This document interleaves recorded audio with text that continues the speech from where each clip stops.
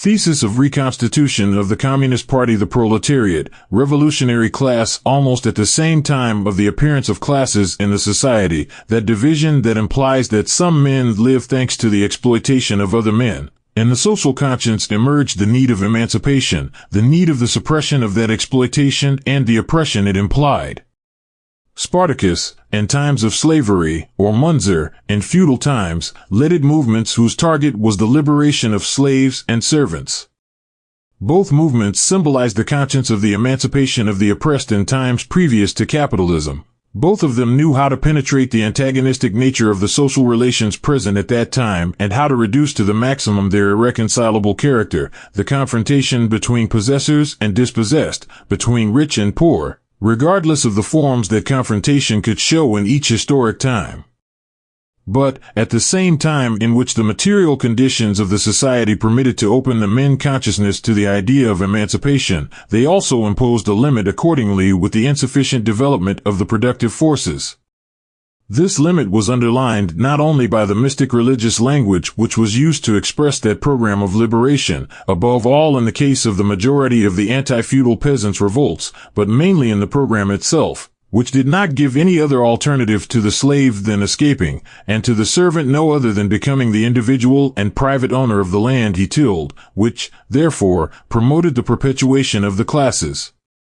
Only when the capitalism arrives, the production mode that develops the productive forces at a never-seen speed, the production begins to acquire a social character that involves all his components in the economy and begins to integrate them through economic ties of interdependence. A new exploited class arrives, which is legally free, which creates all the richness but possesses nothing, the proletariat.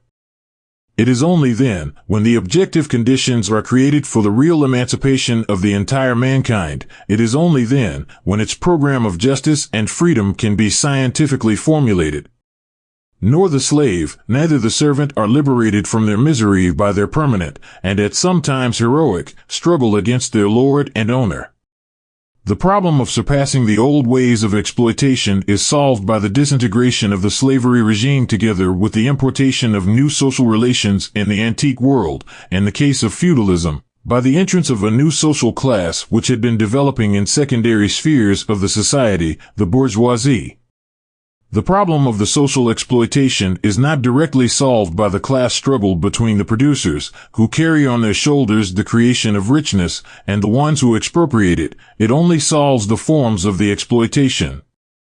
Therefore, the history of mankind before the arrival of the proletariat is summarized by the simple change of exploitation forms, by the simple relief of some classes by others, both of exploiters and exploited, of some production modes by others in the society. And that is how it is expressed, from a politic point of view, the contradiction which is shared by all pre-capitalist socio-economic formations. Due to that contradiction, the suppression of their social relations of exploitation, of which the oppressed begin to be conscious, is not achieved by them or the class struggle, but by the arrival of other social forces different from the ones that constituted the central axis of those formations, the relation lord-slave or the one between the servant and the owner. This contradiction, however, this separation made by the social development between the conscience of the exploited and his program of emancipation, by one side, and the tools and means to suppress that exploitation and fulfill the liberator program, basically the class struggle, by the other side, was surpassed when the feudalism let the capitalism enter, and the owner became a bourgeois and the servant a proletarian. Actually, capitalism begins to remove, step by step, all the old ways of production, or begins to assimilate and take them under its command. Doing so, it begins to convert all the producers in wage earners, or to subject them to the inflexible laws of the capitalist market. The general law of capitalist accumulation transforms progressively all the social relations in capitalist ones, and divide radically the producers and owners who monopolize the means of production, who are day by day fewer and stronger and not owner people, who only have their force of work. The capital socializes the production, divides to the maximum the steps needed to produce merchandise, and involves an increasing number of people in this process, displacing the direct and individual producer at the same time.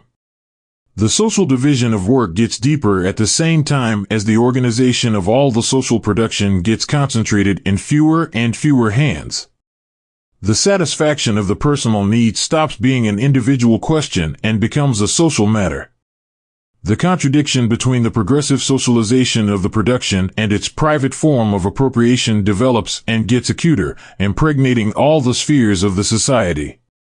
The problems related to the exploitation and oppression, characteristic of all class societies, acquire a new content and at the same time demand a new solution.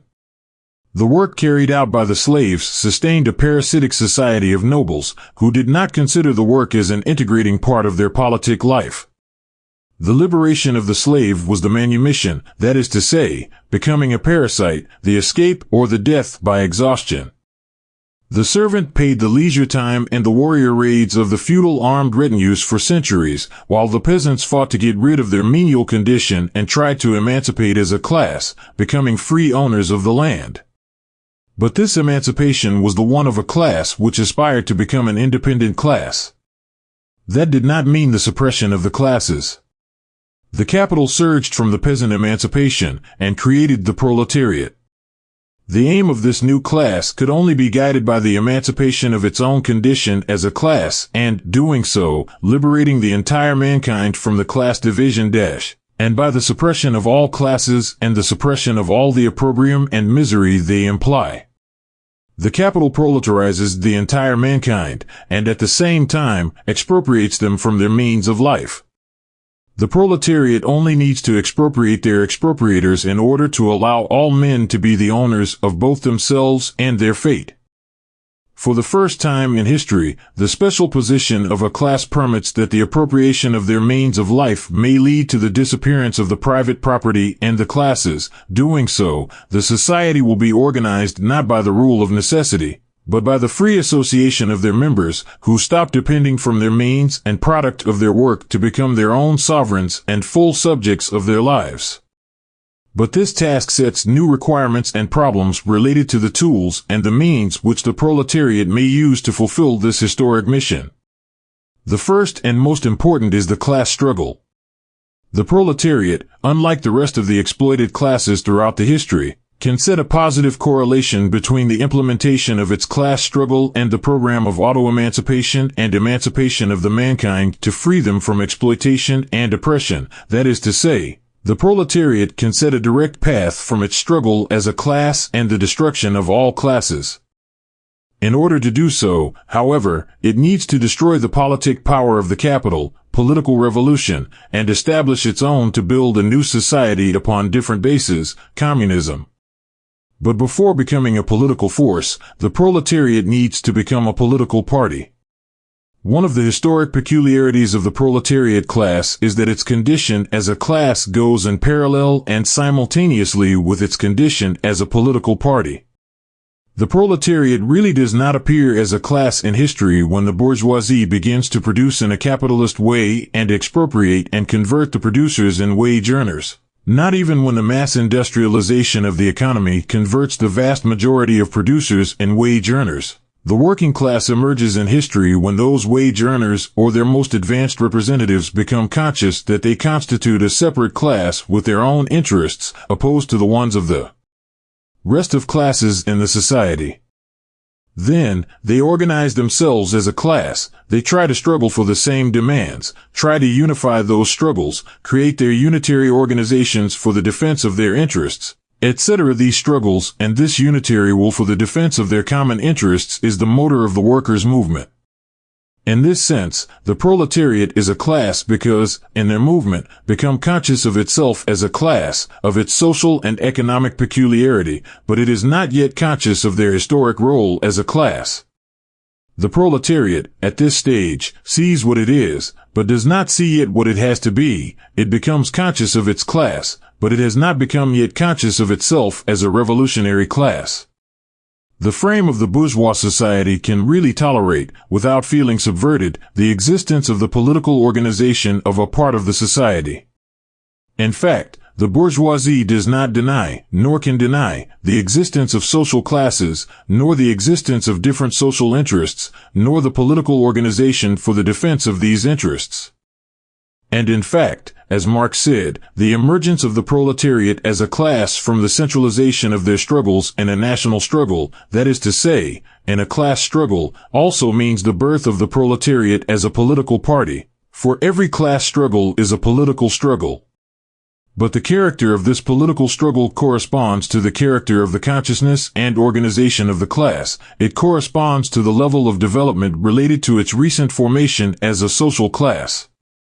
In other words, it is related to the level of consciousness and organization as a class conscious of itself, and not yet for itself. That is why the political content of the programs and activities of the worker organizations in this stage of development is basically economic and claimer, reformist. This political content corresponds, from the point of view of the society in general, to the still ascending development of the capitalism. From the point of view of the proletariat class in particular, it corresponds to the period of quantitative accumulation, or strength accumulation, previous to the qualitative leap, in parallel with the entrance of the capitalism in its imperialist stage or its general crisis stage, which favors the proletarian revolution.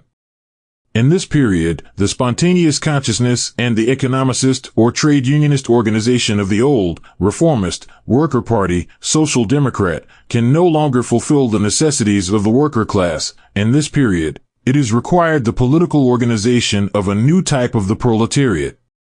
This political organization of new type is the Communist Party, CP, which begins to emerge when the proletariat, mainly through their most advanced sector, obtains a revolutionary consciousness.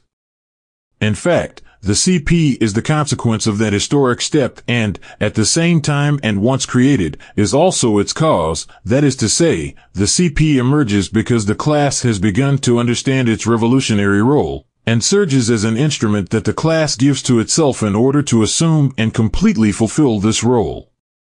Vanguard and class. The revolutionary consciousness is the revolutionary ideology, the body of ideas that expresses its superior auto-consciousness as a class and expounds its program of targets to meet. The ideology of the proletariat is the communism, being this the synthesis of the experience of its struggle as a class, along with the most advanced progresses of the universal wisdom. The communism, as revolutionary ideology, was created by Marx and Engels and developed by Lenin and the ulterior experience of the construction of socialism.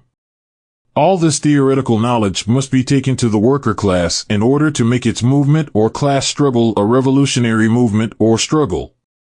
The proletariat is the vanguard class of the modern society because history has entrusted it with an emancipatory mission that nobody could undertake until this moment. The proletariat needs, hence, a vanguard ideology, and that is what the Marxism-Leninism is, because it is the only theory that is able to reveal the proletariat both the role it must play and assume and its scientific basis. The Marxism-Leninism, or scientific socialism, is, therefore, the ideology of the proletariat, the communism, and not any of those radical theories of the petty bourgeoisie that compete with it, for example, the libertarian communism, to deviate the proletariat from its revolutionary horizon. Because the real revolutionary theory can only refer to one class, to the only really revolutionary class.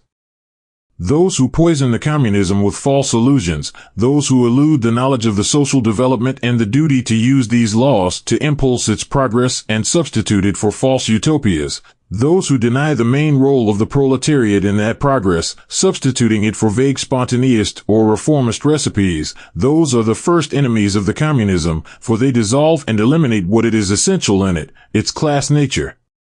The communism as consciousness of the proletarian class is elaborated outside the class, outside its movement. The ideology of vanguard of the proletariat must be assimilated by the vanguard sector of the proletariat and then taken to the rest of the worker masses. Only this way, when the revolutionary consciousness is taken to the proletarian movement, this consciousness will be able to turn that movement into a revolutionary one. The CP is, therefore, the unity of the proletarian vanguard with the worker mass movement when this movement reaches a new state of consciousness, the one of the revolutionary ideology, the communism. But the communist consciousness is not acquired by the proletariat with its spontaneous movement, the one that converted it in class, which helped it to acquire consciousness of its particular economic interests. This new state of consciousness can only be reached from outside of the spontaneous struggle that is undertaken as a class. This new consciousness can only be given by its vanguard, that sector of the class which has been able to assimilate the most advanced world conception, the world conception which is able to comprise all the achievements of the human thought and knowledge. With its spontaneous movement, the worker class cannot surpass the frame of the bourgeois ideology. It can only achieve the qualitative leap towards the communist ideology through its vanguard. But, in order to do so, the first step for the vanguard is to become part of the class. Because of the intellectual characteristics of the communist theory, which is based upon deep scientific knowledge, the medium worker, due to his disadvantaged material situation in the capitalist society, finds himself nearly disabled to acquire, by his own means, this knowledge, or even the chance to deeply understand the general vision of the communist ideology. This peculiarity makes obvious that, in most cases, those who are in conditions of acquiring this knowledge and understanding the communism belong to other classes. One of the greatest achievements of the struggle of the worker class was the one of forcing the bourgeoisie to allow the general education for the proletariat's children, which reaches an important formation level, middle education. This allowed the future proletarian to acquire wider, more general knowledge, and in turn, they could be in a better position to understand communism. At the present, however, the bourgeoisie is gaining terrain in this field through the reform of the educational legislation, which makes the education each time more technical, specialized, and partial, and taking away from educational programs the integrated visions of the reality, above all Marxism. Anyway, the knowledge of the communist ideology requires an intellectual activity somewhat permanent, whatever the origin of the person, which, in a classist society with a deep division of labor, makes inevitable that the question about the contradiction between manual and intellectual work may be posed. Taking into account that the intellectual job is practically monopolized by the dominant class, the bourgeoisie, this contradiction is posed, objectively, as a contradiction between two classes. For this reason, the revolutionary intellectual, worker or not, must be part of the class in order to become its vanguard. Proclaiming oneself revolutionary, showing one's solidarity with the exploited and oppressed, and giving them a program of emancipation is not enough. The will to emancipate the proletarian class does not suffice. History has posed many examples, all of them failed, about this method of class liberation. The utopian socialism is the most remarkable of all of them. The definitive difference between the utopian and scientific socialism, i.e. Marxism, is that Marxism understood that class emancipation cannot come from outside, but it must be the result of the auto-emancipation of the proletariat itself. And that can only be possible if those who give the worker class the ideology able to open the doors for its liberation are members of that class, whatever their social origin. Only this way will they be able to be the proletariat vanguard and, therefore, part of this class dash. Only this way will they be able to act as real revolutionaries and not as well-intended reformers. The vanguard turns into part of the class when it approaches to it and melts with it in the CP. This way, the antagonistic contradictions of classist nature are overcome, at first between the vanguard and the class, and afterwards inside the party. The differentiations and divisions of labor inside the party due to either the necessary centralization of the political leadership or the specialization of the work adopt, this way, an exclusively functional character, in no way hierarchical or social. In summary, the first challenges which are to be faced by the most politically advanced elements of the modern society, its revolutionary elements, are the ones of studying, formulating and assimilating the theory of vanguard in all its developments. They must manage to make this theory part of the proletarian class movement. These challenges are summarized with one only task: the constitution of the CP, party and class. The integration of the vanguard in the class is politically expressed as the Communist Party, and historically as the class movement towards the politic position of the vanguard, the political position of communism. The CP does not emerge, then, from the masses or the spontaneous movement of the proletarian masses, but it does, necessarily, from the proletarian class. A conceptual distinction must be made between the ideas of masses and class. The masses are part of the class, but they are not all of it. The vanguard is one of its essential components. The CP emerges when the vanguard, which bears the vanguard ideology, integrates with the class and unites with the mass movement. That is why we say that this party is product of the proletarian class, but not of its spontaneous movement of the masses. That is why we say that there is no communist party without this synthesis between vanguard and masses inside the class, although the vanguard can previously be present as it happens nowadays, which can be confirmed from the great number of Marxist-Leninist circles today organized, product of the disintegration of the revisionism disconnected from the worker movement, and, therefore, without being an organic part of the class.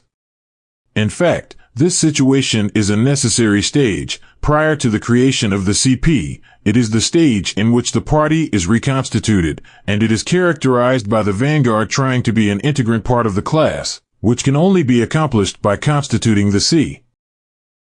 The proletariat is a unity between conscience and movement. As stated before, in its appearance stage, the proletariat was not yet a class.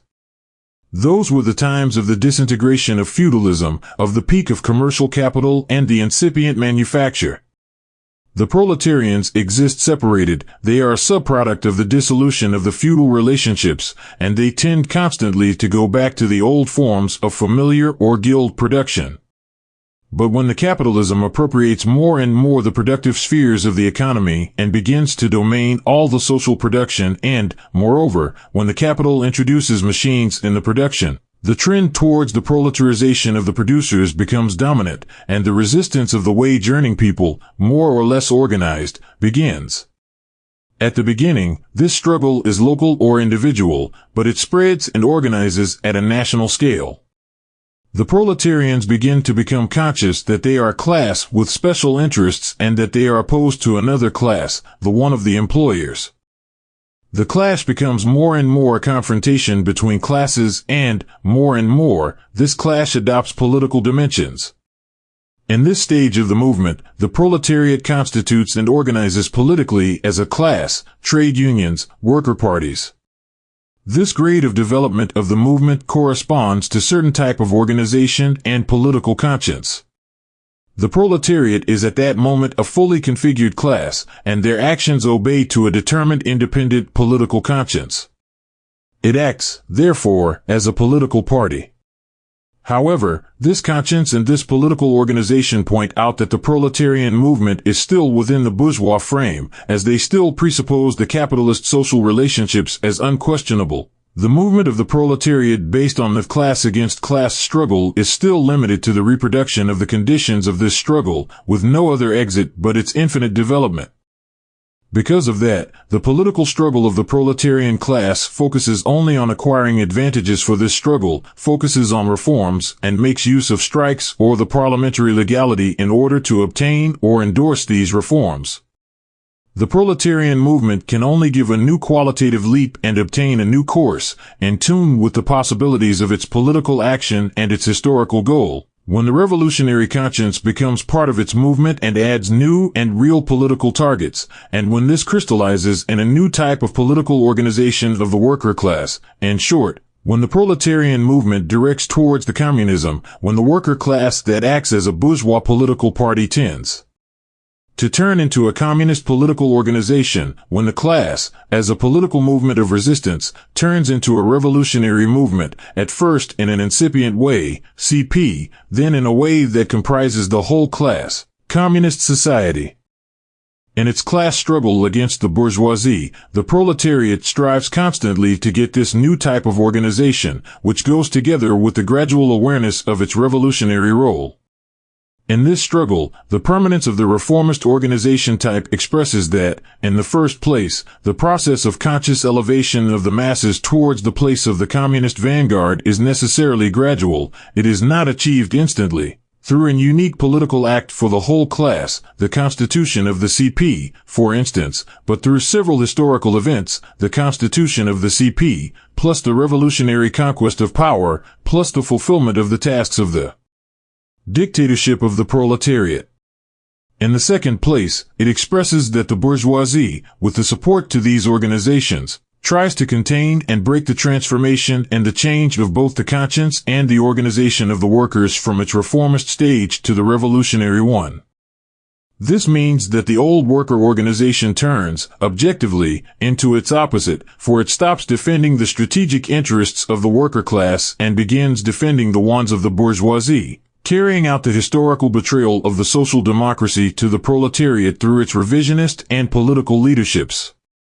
Because of this, and regardless of the tactical maneuvers which every revolutionary process may demand in particular circumstances, the social democracy and the revisionism have turned into the main enemy of the revolution, both in its first stage or the constitution of the CP, because they try to distort the vanguard ideology and to make difficult the demarcation of fields with the bourgeois ideology, and in the stage in which the masses have to be won and the power has to be conquered.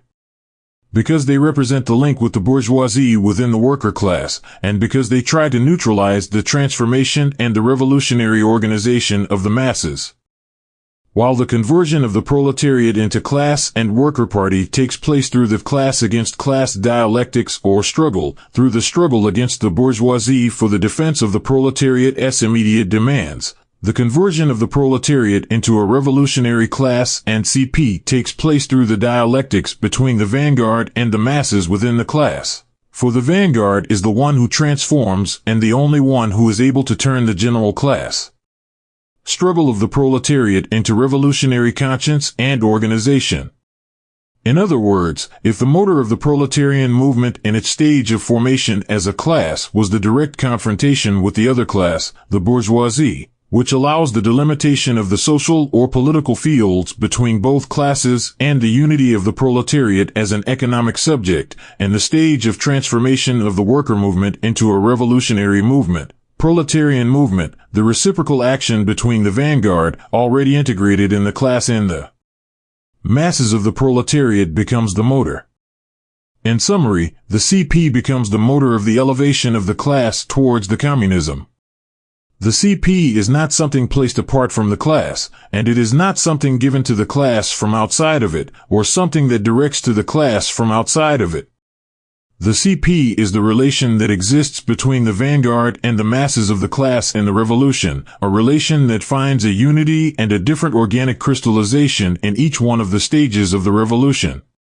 The concepts of class and party cannot be understood in separate ways, with a relation of exclusion, in a metaphysic way, but as two aspects of a dialectical unity, two aspects of a concrete historical entity, the proletariat. Its historical role takes part with the movement of that dialectical unity, first, when, in the historical phase of the preparation of the revolution, until the end of the 19th century, the proletariat becomes a class, and, therefore, this organic condition becomes the main aspect, for we are dealing with its organization as a social unity, while the political aspect plays a secondary role.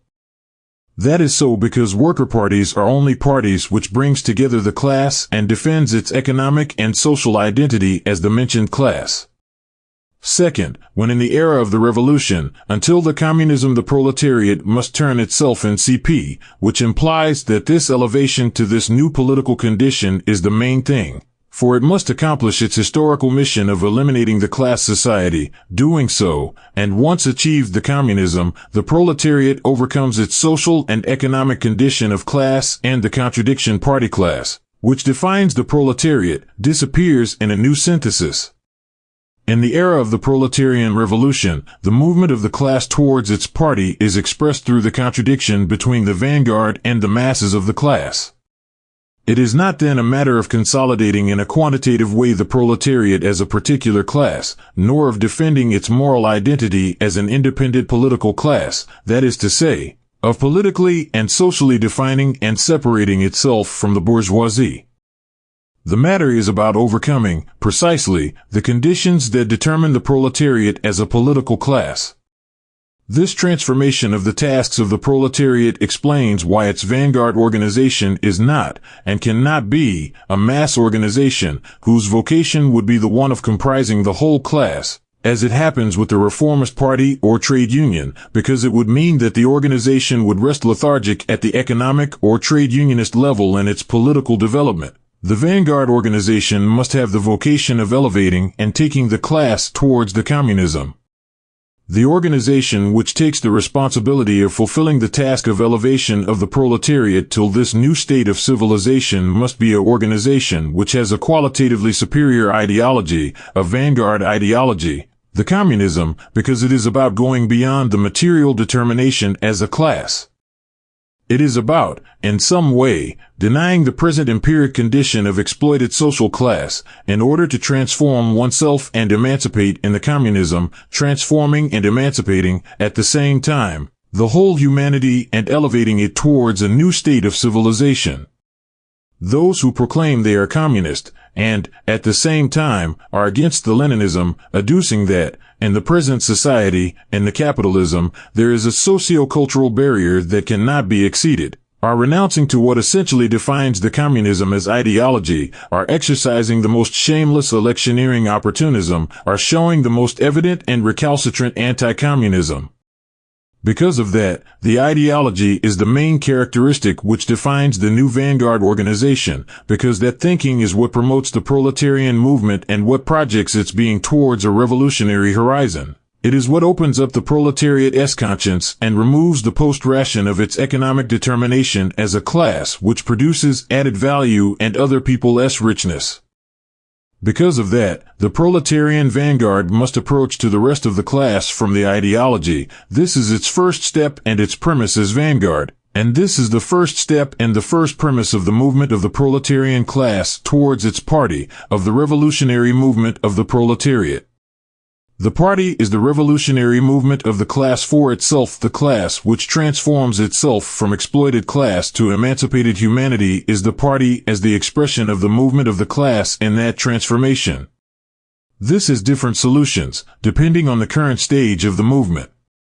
When, in a first moment, a part of the society obtains the communist conscience, but invests the majority of its efforts in adopting it completely and in organizing the way to take it to the worker class, there is not party yet, and, in consequence, nor the revolutionary movement, because it is about the ideological vanguard becoming part of the class.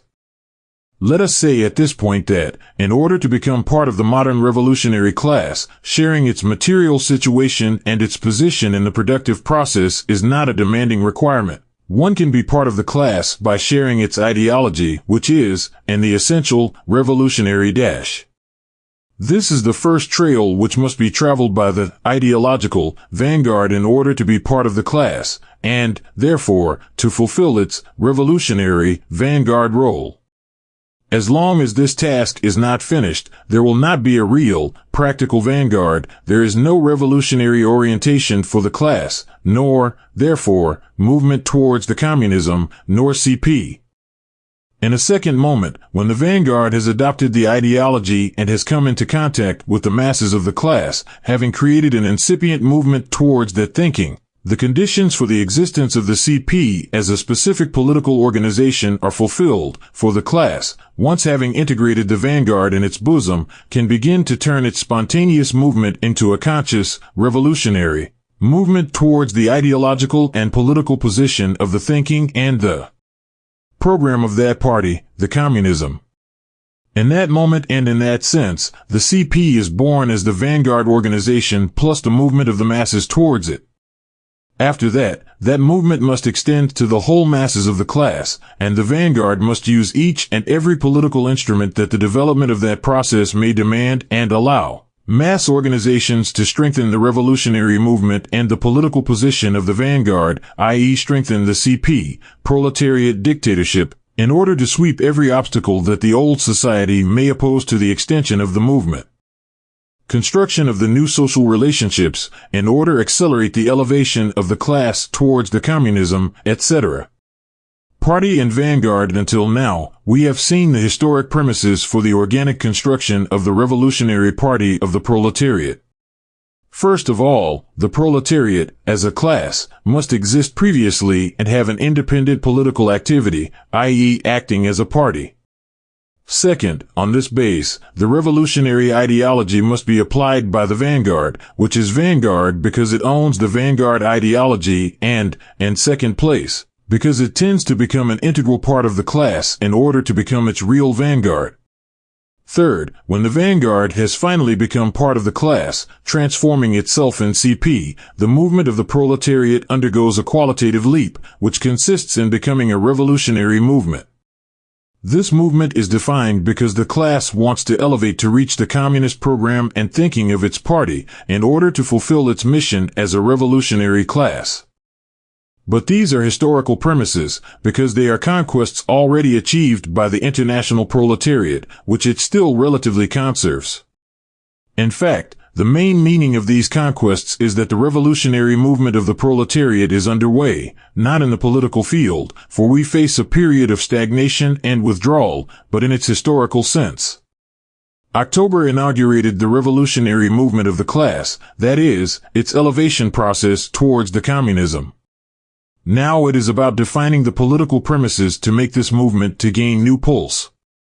From the historical point of view, we can define the CP in its unity with the class, because its revolutionary vanguard stamps a conscious character to its movement towards the communism, i.e., as a dialectical unity in which the class, already formed as a class, is turning into the CP.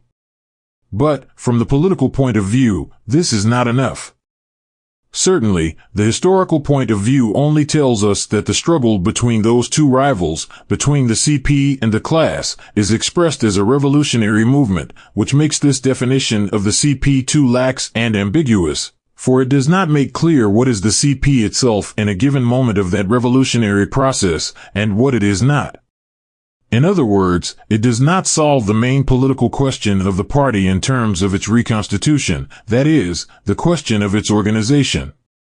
Because, if at a historical level, the dialectics between the party and the class is shown by the revolutionary movement of elevation towards the communism, at the concrete political level the revolutionary movement is expressed through the dialectics between the vanguard and the masses of the class. As mentioned above, the CP, understood as a specific political organization, is, at the same time, a tribute and subject of that movement. It is created by the movement, and, once created, the party reproduces it at an each time wider scale. Therefore, the CP, as a political organization, must be conceived as the relation between the vanguard and the masses. The CP, conceived this way, is a social relationship within the class, between its masses and its vanguard, and this social relation crystallizes in a political organization, not in an absolute form, but depending on the moment in which the development of that dialectic relation takes place. The CP is not only the vanguard, nor even the organized vanguard, though the criteria for that organization may be oriented by the Marxism-Leninism. Conceived that way, the party organization implies dogmatism, because, from that approach, only one aspect of that social relation is considered, the vanguard, apart from the other inherent element of the class, the masses. That means understanding the CP separated from the class, and the class from an exclusively economic conception, without political content, not as the unity of both movement and conscience. Therefore, the idea of the class acting as a political party is denied. Not only the idea of the class acting for itself is denied, but also the idea of the class having conscience as itself, and in consequence, also the idea of the proletariat being a socially mature class and politically independent, i.e. with an own program, with a specific, revolutionary, historical mission as a class dash. The CP defined as the relation between the vanguard and the masses is a much more concrete formulation than the one which describes it as the revolutionary movement of the class towards the communism, but this definition is not yet complete. Until here, it takes into account its dialectical elements, its two opposites, and set a general link between them, a social relation, but it does not specify anything yet about the concrete character of that relation. About this relation as a unity of opposites, it does not tell us anything yet about the internal link required for that relation to be verified as a dialectical unity.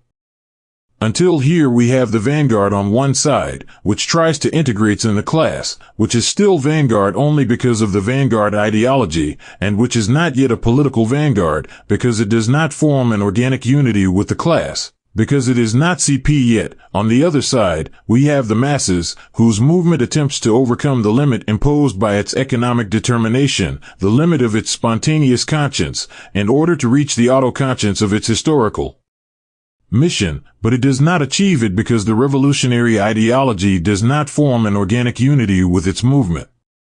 These two elements find their unity when the vanguard is really part of the class, when the vanguard unites with the masses and manages to organize the revolutionary movement, when the vanguard stops being only an organized group around the ideology and manages to translate this ideology in politics for the masses and in organization for the revolutionary masses. The CP arises, then, as the unity between the organized vanguard and its masses, as the link of the vanguard with the masses, as the vanguard and its means of transmission with the masses, in summary, as the vanguard plus its masses policy. The vanguard's mass line is, in short, the unity element which configures the CP on the constitutive elements of the class, vanguard, and masses. In the history of the international communist movement, there has been a lot of dogmatism in this point related to the definition of the CP. Most of the time, the organization of the vanguard has been considered the organization of the party. The vanguard has been seen as the only element of the CP, but it is only one of them. This has meant that, in the long term, the vanguard has gradually divorced from the masses, and the party, understood only as organization, was wasted away, and a heavy bureaucratic administrative machine remained as the residue of its previous existence, as the dry skeleton of an in times alive and healthy body. That is what we can observe in the so-called former communist parties in East Europe, organizations which are not what they say they are, organizations which defend the interests of the enemies of the ones they say to defend. Obviously, that dogmatism, which is still today alive in those who state they are Marxist-Leninist and say they have broken relations with the revisionism, has a certain explanation and a certain historical logic.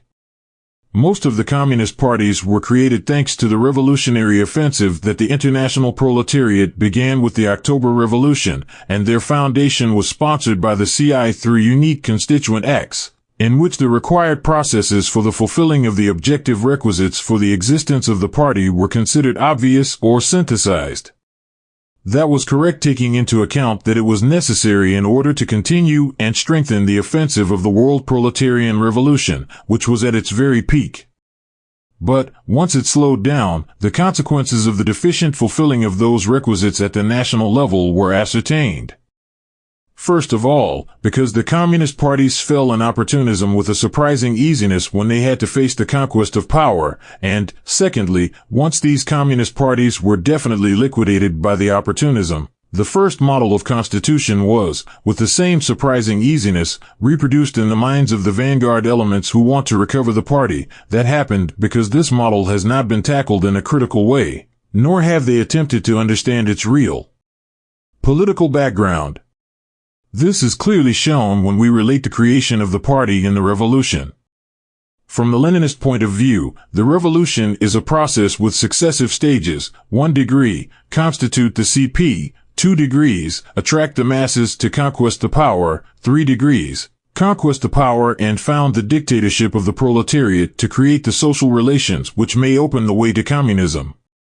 Another essential principle of Marxism-Leninism is that the masses make history, and, in consequence, they must be the protagonists of the revolution in all the stages. What happens with the dogmatic vision of the party? As it tries to fulfill what the first stage of the revolution through a political act of organization, because it conceives the CP only as a vanguard organization, it wants, once this political act is considered done and fulfilled, to deal immediately with the second stage, the one of preparing the big masses to conquest the power, or even the one of taking the power in a straight way. This vision of the revolution has two fundamental mistakes. First, the tasks of the first two stages of the revolution are confused, and, therefore, the two stages are understood as only one, when in fact, the reconstitution demands the fulfilling of political tasks which are very different from the ones of preparing the masses to take the power. The political essence of the first stage of the revolution consists in attract the vanguard towards the communism, unlike the second, when the masses must be attracted to the communism. but formalize that conquest through a constituent act, through the unification of the vanguard in an organization, means to presuppose the ideology as assumed, means to believe that the vanguard is already won for the communism, and, therefore, it means to deny the necessity of the first stage of the revolution. Then, if it is not necessary a period in which the ideology conquests the vanguard, because it pre-exists as revolutionary vanguard with the communist ideology, the liquidation of the communist movement is only seen as the organizational dispersion of its members, not as the liquidation of the ideological and political ideology of the communist parties. And because the real revolutionary ideology survives in the minds of the dispersed communists, the CP can be reconstituted through a new constituent act. The ideology, then, stops being the agent element of the reconstitution of the CP and allows the entrance to the voluntarism of those wise people, trustees of the revolutionary truth. Second, from the previous we can deduce that, if the vanguard, understood as the group of individuals who auto-proclaim themselves as Marxist-Leninist, can reconstitute the CP through its organization simply as a political party, the solution of the problem of the integration of the vanguard in the class is set apart, and, therefore, also the question of its link with the masses of the class, the question of the vanguard's mass line with the rest of the class. The vanguard, the CP understood as the unity of the vanguard or exclusively as the organization of the vanguard then, applies and can only apply a conspiring political line, and not a mass line. It is a conspiring political line in the sense of acting from outside the class. And if the vanguard acts this way in the first stage, if it does not take the masses into account in any way, we have no reasons to think that it will do the contrary in the second stage, which undoubtedly will end in parliamentarism or terrorism. The application of a conspiring line instead of a mass line in order to fulfill the tasks and the stages of the revolution can begin honestly with conspiring in favor of the class, but in the long term it will end, undoubtedly, in conspiring against the class. Vanguard and masses, as we have seen, the problem of the link or unity between the vanguard and the masses of the class, which is, in essence, the problem of the reconstitution of the Communist Party, cannot be solved presupposing the vanguard. Until this moment, we have done so because it was necessary in order to define the qualitative change of the proletarian movement once fulfilled its formation as a social class and as a political party, and to explain the new conditions in which the unity party class develops. It was necessary because it had to do with making an attempt of defining the movement of the class towards the communism, which implied that we had to begin with an existing vanguard. However, we made clear the point when we set the condition of the vanguard being part of the class, and that this fact configured the CP and, in consequence, set the historical conditions for the revolutionary movement of the class towards the communism. From the political point of view, we have defined the CP as a unity between the vanguard and the masses, as its link, and this link, as it is the concrete expression of the relation of unity between those two elements, shall become the fundamental part of the CP. This is not, therefore, only the organized vanguard, because the relation between the vanguard and the masses includes different balances, different forms of unity, depending on the different stages of the revolution and depending on the tasks that each of them demand. The vanguard, therefore, organizes in order to fulfill those political tasks, from where we deduce that the organization is not the fundamental thing here, but the politics. And if the first political task of the revolution is the reconstitution of the CP, how does the vanguard organize itself to fulfill that task?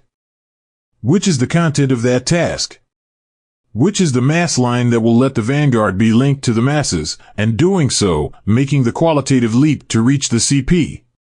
To be able to answer this, we must define the vanguard and its defining elements in each moment, and the same goes for the concept of masses. In this sense, there are two clearly differentiated phases, when the CP exists and when it is not yet constituted. There is not need on mentioning that, when the CP exists, it is the vanguard. The problem arises when the CP does not exist. Our start point must be the ideology, but not as something previously defined, but as something that must be formulated and assumed before it is taken to the great number of masses of the class. The proletarian ideology, no doubt, is something that exists and, at the same time, something that is in permanent development. We cannot start by thinking that the ideology is already developed at its most extent, and even less nowadays, in a moment of recoil in the world proletarian revolution. Nor can we start by thinking that the ideology is already defined, because we have not evaluated its achievements in that first world revolutionary wave. It would be absurd trying to face the present tasks of the revolution only from the Marxism, i.e. with the experience of the revolutionary proletariat until the 90s of the 19th century. It also would be absurd not taking into account the contributions to the Marxism-Leninism brought mainly from the building of socialism in the USSR and China, as well as the teachings from the class struggle in socialism and the struggle between two lines within the communist parties which led its states with dictatorship of the proletariat. The ideology is something objective. It is there in form of a set of synthesized or yet to synthesize experiences in a theoretical way.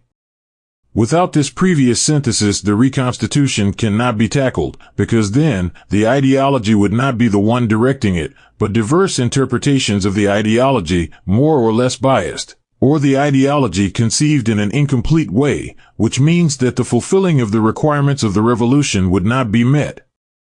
Having said that, who plays the role of vanguard and who, as a counterpart, plays the role of masses in the stage of the reconstitution, if the relation vanguard-masses defines the CP in its development? Which is the nature of this relation in the stage of its formation? The vanguard, in the first moment, exists split in two poles. On one side, the most advanced and conscious members within the masses of the class, who only stand out because lead or are at the head of their economic struggles, and because they are conscious of the antagonic nature of these struggles. That is to say, they do not have yet a revolutionary conscience, but they stand out from the opportunism and reconciliationism because they prove to have a consistent class conscience. On the other side, there is the opposite pole. The ones who understand the necessity of providing the class with its revolutionary ideology, who organize themselves to study and assume it, and at the same time, apply it, as they keep conceiving it. Among the masses, these two opposite poles determine the nature of the vanguard masses' contradiction in the stage of the reconstitution. In this phase, the revolutionary politics is limited exclusively to the most advanced sector of the masses, so that, following the principle which says that the ideology must be at the head of the process, the sector which sets it as the guide plays the role of vanguard at this stage, while the other, which acts as the spontaneous leader, as the loyal representative of the class as itself, faces the first as masses. The question here is that this advanced sector, with conscience of class, but without revolutionary conscience, has to transform its ideology and has to be one for the communism. The CP arises from the synthesis with the other advanced sector. Then a new stage will appear, in which the ideology will have to win the big masses of the class to conquest the power and found the dictatorship of the proletariat. In this new stage, the vanguard is the CP as a political organization and the masses are the rest of the class. The relation vanguard-masses will change, therefore, its nature, as will also do the mass line to be applied by the vanguard, adopting the form of proletarian unique front.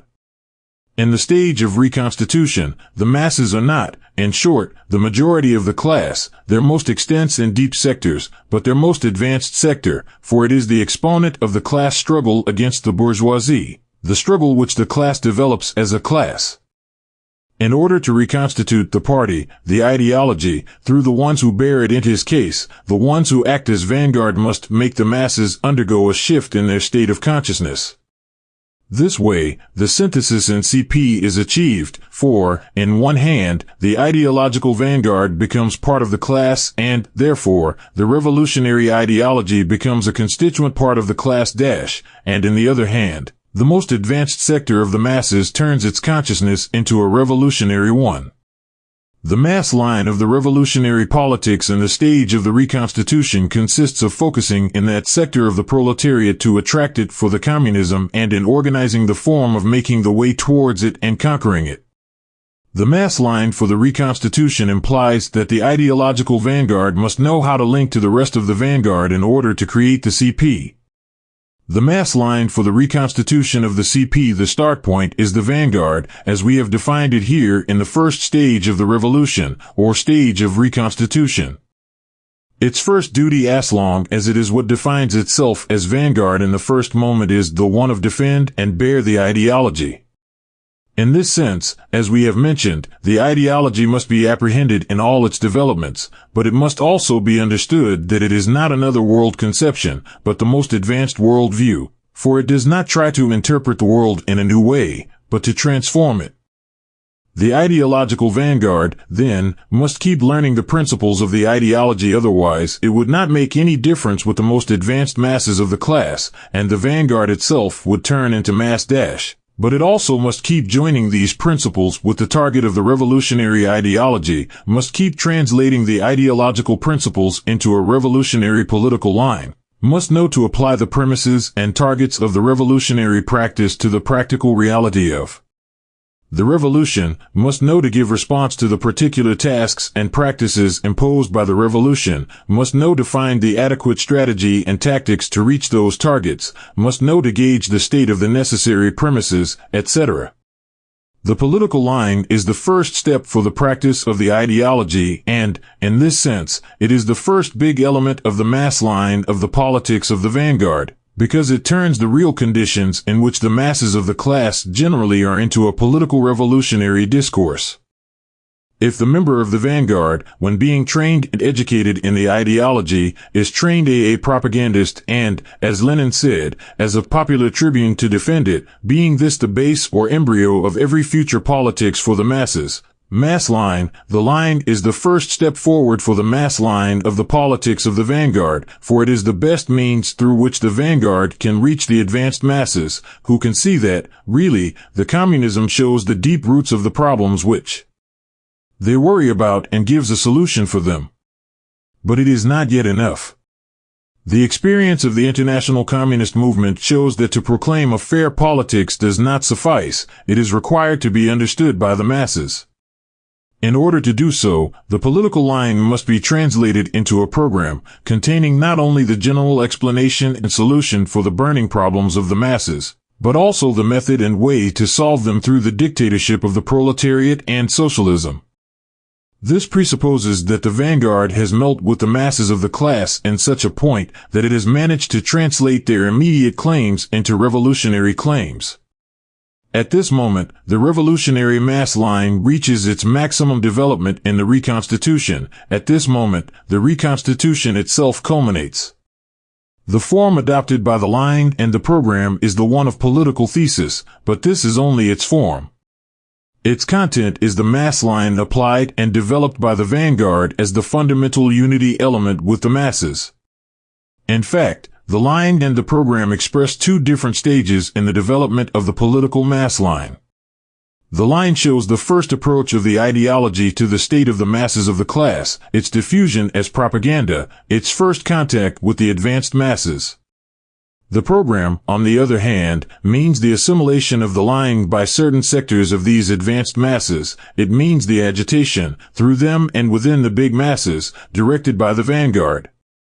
That is to say, the daily work, side by side, of the vanguard within the masses in order to finally attract its most advanced sector and translate the revolutionary ideology and politics to the needs of the masses. The fusion of the vanguard, understood and organized as the ideological vanguard, with the advanced masses of the class, is translated into the CP, i.e. into an organized, revolutionary movement with capacity of influencing the big masses of the class. At this point, it is open the possibility of having the whole or the majority of the masses organized in a revolutionary way and with their party. It has come the moment of opening a new stage in the revolution. The program means the culmination of the reconstitution because, with it, the ideology is linked to the masses in the most tight and concrete way, and because, in order to achieve it, the vanguard has had to find a language through which express the immediate claims of the masses. The vanguard has had to create solid links with them and organize these links. The vanguard has had to, in short, create the CP. The CP, reconstituted this way, exists as a unity between the vanguard and the masses of the class through the CP program at the political level, and as a multitude of organisms that serve as the means of transmission of the vanguard towards the masses at the organizative level. The CP, reconstituted this way, exists as an organization able to address the masses and lead them, and, therefore, as their real vanguard. Then, the CP can undertake the task of taking the whole class towards the communism, and can face, with safety in its success, the difficulties and obstacles that will hinder this tortuous, but necessary and unavoidable way. The thesis of reconstitution of the CP. The thesis of reconstitution of the CP is the political answer of the revolutionary proletariat to the problem of the creation, or recovery, of the main revolutionary instrument of the worker class in the Spanish state. This answer consists of solving, theorically and politically, the nature of the objective conditions, ideological, political and organizative, that may allow the existence of that party instrument. It does not have to do, therefore, with the objective conditions of the revolution in its most narrow sense, that is to say, the revolution understood as the conquer of power by the proletariat and the preparation of that conquest. It has to do with the carrying out of the most important subjective condition of the revolution understood in its superior form, when the masses achieve and hold the power, i.e. the carrying out of the existence of the CP as the main subjective factor of that revolution. In short, the thesis of reconstitution is part of the revolutionary process as a historical and general process, but, at the same time, it dissociates itself from the process. For the thesis centers in one stage of it, the first stage, and solves the political tasks of that particular stage of the revolution. It has to do, to sum up, with creating the subjective factor of the revolution, understanding that this implies to study and solve objective problems, notably ideological, but also political and organizative problems, and understanding that this task already belongs to the general process of the revolution in its widest sense, i.e., comprehending that the revolution is every process that begins with the task of constituting the CP and only ends with communism. In the first place, therefore, the thesis of reconstitution is about the minimum objective requisites that are to achieve in order to consider that the existence of the CP is fulfilled. Until now we have expounded the nature of these requisites. In second place, the thesis of reconstitution is about the concrete political conditions that serve as a context for those requisites, which have to be fulfilled within those conditions. This means that the formulation of the thesis of reconstitution does not refer to the universal and absolute principles of the Marxism-Leninism about the party. The thesis tries to, starting from them, apply those principles to the historical and political concrete conditions of a given country and time. Because of that, the thesis of reconstitution must explore, first of all, the current state of the world proletarian revolution and the stage of the revolution in which that country is as a component of that world revolution. For it is about describing the concrete political context, at least in its general trends, in which the tasks of the reconstitution must be established and fulfilled depending on that national and international context. In this sense, it is essential to mention that the world proletarian revolution is in a phase of circumstantial recoil, due to the end of the revolutionary cycle opened by the October Revolution and the counteroffensive started by the imperialism, taking advantage from this circumstance. The first cycle of the world proletarian revolution starts in 1917, with the Soviet Revolution in Russia. This happened after the previous stage of preparation, which begins in 1848 with the publication of the Communist Manifesto by Marx and Engels, and the role played by the French proletariat in the bourgeoisie revolution in that same year. That role is deeply important, because, for the first time in history, the worker class acts politically in an independent way. The world proletarian revolution takes an ascendant way with the beginning of the construction of socialism in the USSR in the 30s decade, and the victory over fascism and the triumph of the Chinese CP in the 40s. It becomes slower between 1956 and 1976, when the USSR, with Khrushchev, becomes part of imperialism, which is relatively compensated by a new, but brief and localized, proletarian offensive in the Chinese Cultural Revolution. Finally, the triumph of Deng Xiaoping in China, and the consolidation of the bureaucratic bourgeoisie in the USSR and its revisionist influence in most of the communist parties of the world, indicated the descending trend and the fall or critical phase of that first revolutionary cycle from the second half of the 70s. The restructurations that, at every level, have taken place in the 80s and beginnings of the 90s in the so-called socialist field do not express nothing but the final point of the cycle. The triumph of the bourgeoisie over the proletariat in the socialist countries has had its projection all over the world in the form of a new offensive of the capital, an offensive which is shown by the fact that a new distribution of the world has begun, which is creating the conditions for a new imperialist war, in one hand, and by the progressive loss of rights and conquests of the workers in almost every country, in the other hand. The Spanish state is one of those countries. Carrillo's party, which was stripped of every revolutionary content, wasted away all the chances of a revolutionary means in the so-called democratic transition.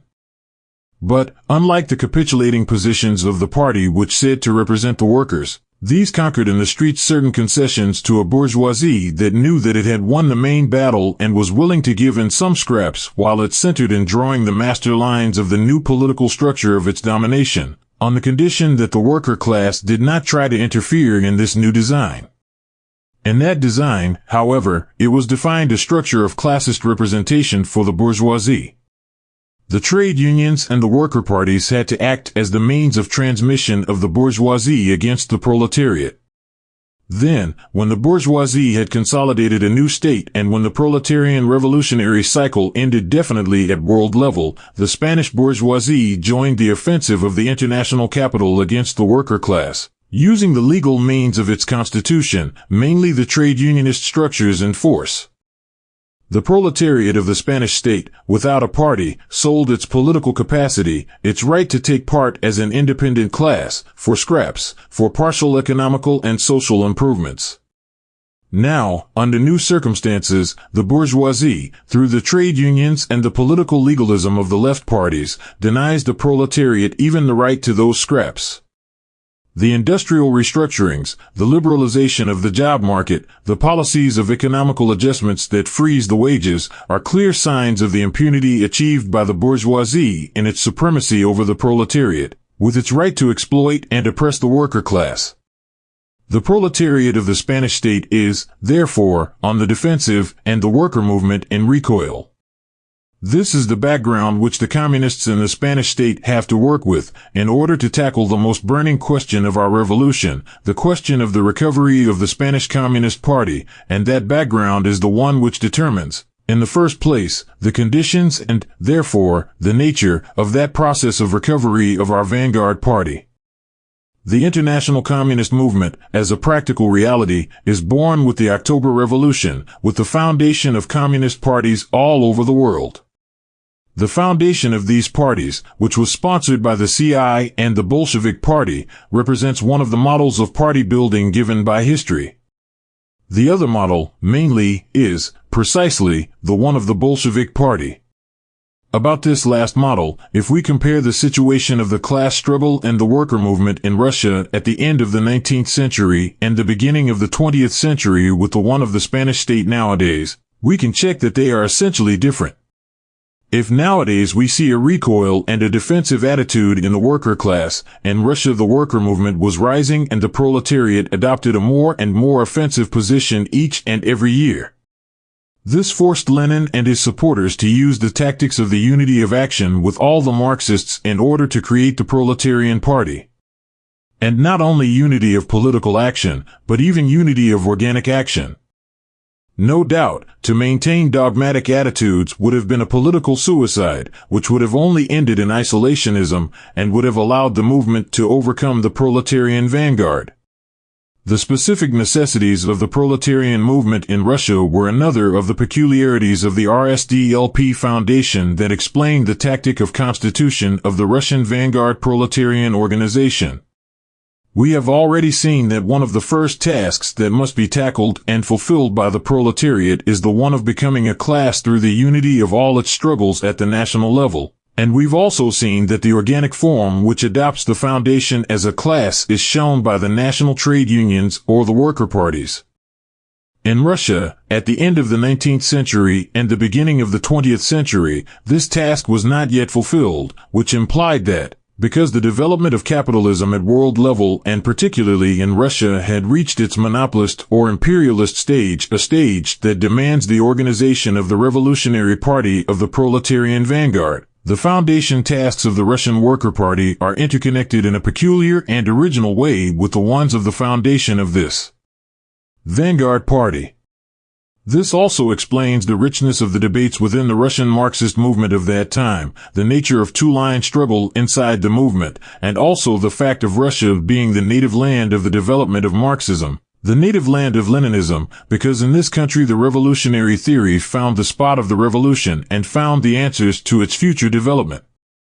However, this also explains, to a great extent, the tactic adopted by the revolutionary vanguard to found the party of a new type. A tactic which remained on the unity of action of the Marxists to create the Worker Party as the base to found the Vanguard Party. This experience, on the other hand, was subsequently translated to the rest of the countries for the foundation of the Communist parties in form of a split of the Worker Party's left wing as the first step for their foundation. All this explains the form which adopted the foundation of the Bolshevik Party. But, this way, it is necessary to get to the bottom, to the essence of the process. That is why we consider that the correct is to understand the essence of the party foundation process and to find the appropriate political form for the concrete conditions in which the vanguard moves. That is why we consider that the historical ways cannot be copied without taking into account the context in which those were given and without paying any attention to its real political background. Exactly as the ones proclaiming that communist unity or the ones for the thesis of reconstruction of the CP do. That is why we consider that the future political party of a new type of the proletariat in the Spanish state can only be achieved by tackling the problem that poses its recovery in terms of reconstitution, because the thesis of reconstitution pays attention, primarily, to the nature of the creation process of the party, to the political essence of that process, and after that, looks for the way of politically shaping that process depending on the concrete objective conditions. The reconstitution of the SCP, therefore, cannot be achieved by following, one by one, the steps given by the Bolsheviks, nor can it be achieved by following the model of the first foundation of the SCP in 1920. In that year, every worker could clearly see the failure of the social democracy. The Soviet Revolution had succeeded and the world proletarian movement had created the Communist International. That is to say, the world proletarian revolution started an ascendant movement. This, along with the maturity of the proletariat in the Spanish state, which had been shaped as a class during half a century of struggles, allowed the CP to be created through a split and a constituent act or Congress. But nowadays, neither the world proletarian revolution is in an offensive act, as it was above stated, nor is there a CI that can sponsor, endorse, or guide a SCP that could be founded in a unity of all the Marxist-Leninists Congress. In general terms, the vision of the recovery of the CP from the perspective of the unity of the communists or the party reconstruction is a dogmatic one, for it only takes into account the form of the historical models of foundation, without paying attention to its requisites or the external political conditions which permitted those experiences. This dogmatic vision is a product of the mechanical extrapolation, without any criticism, of the Third International Thesis and their application, outside any time and place, to any political situation and independently from any historical circumstance.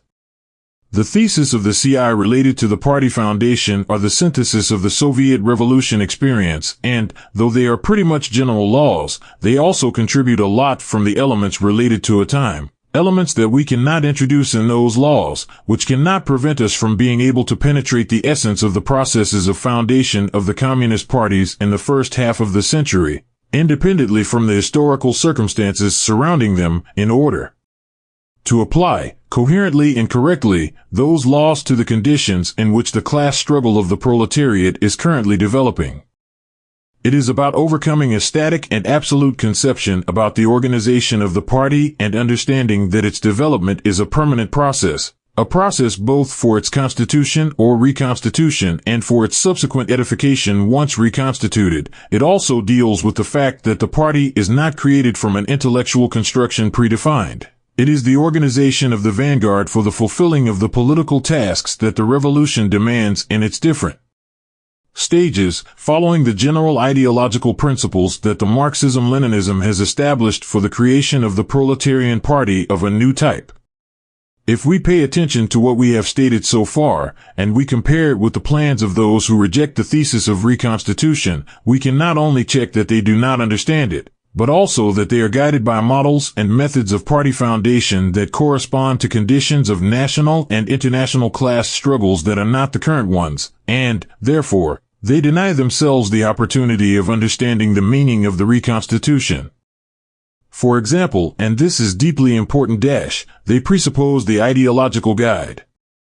They do not realize that, in 1920, the CI played the role of the organic trustee of the ideology and political orientation, and that meant that the foundation of the national parties didn't have to demand this requisite at the local level as a sine qua non condition, for its relative absence could be replaced by the CI.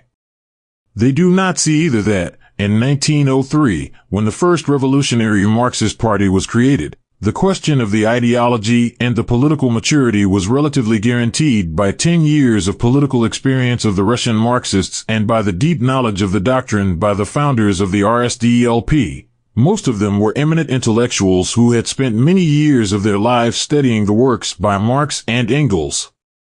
They do not see, therefore, that a Marxist-Leninist party cannot be created without the base of the Marxist-Leninist ideology. They do not see that, nowadays, there is not any acknowledged trustee of this theory that can endorse the creation of communist parties.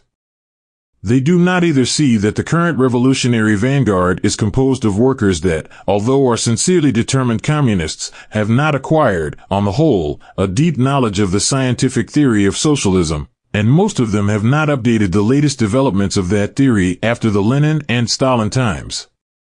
The CP must be founded from the ideology, and, in order to do so, the ideology must guide our whole work of reconstitution.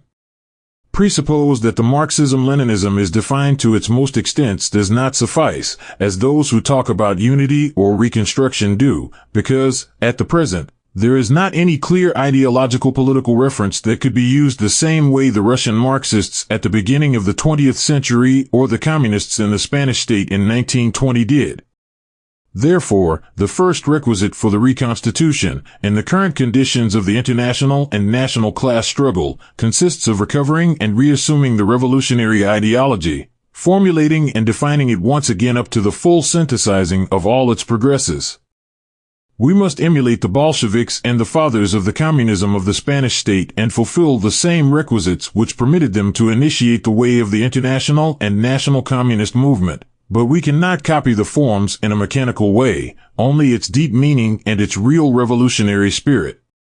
On the other side, the frame of mind of the masses from the end of the 19th century in Russia, and from 1918 in almost the whole Europe, as a consequence of the October Revolution and the social crisis caused by the war which was in commotion and in a rising agitation, created a suitable breeding ground for the mass work of the vanguard, what made the vanguard able to give the masses a not necessarily very elaborated program, most of the time basic political thesis, and address them in an agitative way with the hope of obtaining results. Nowadays, on the contrary, the symbiosis between the communist program and the masses cannot be done in a so direct way, for the frame of mind of the masses is not so inclined to the revolutionary agitation. Quite the contrary, they are more inclined to post-ration and calm and a horrifying conservatism. The communist program, in these conditions, must work immediately, must get ahead, step by step, approaching first the most advanced elements of the masses, and, after and through them, the rest of the class. Those who believe that the foundation consists only of a willing act of organization and, once done so, the masses will have their heart and understanding fully open to the direction and the program of the communist vanguard, are making the serious mistake of not understanding what it's all about, activate the revolutionary movement that, some decades ago, was almost presupposed to be able to follow the action of the vanguard. They are making the mistake of not seeing that this movement is the product and can only be the product of a mass program of the vanguard, mass line, and that this movement can only be understood as CP, as the previous condition to its transmission to the rest of the class, proletarian revolution. In short, the social and political reality does not offer to the reconstitution of the CP the same conditions as at the beginning of the century, but it demands the fulfilling of the same requisites. The communists must be able to understand these requisites and create the political conditions which may allow the requisites to be carried out. This question can only be tackled from the point of view of the thesis of reconstitution. PCR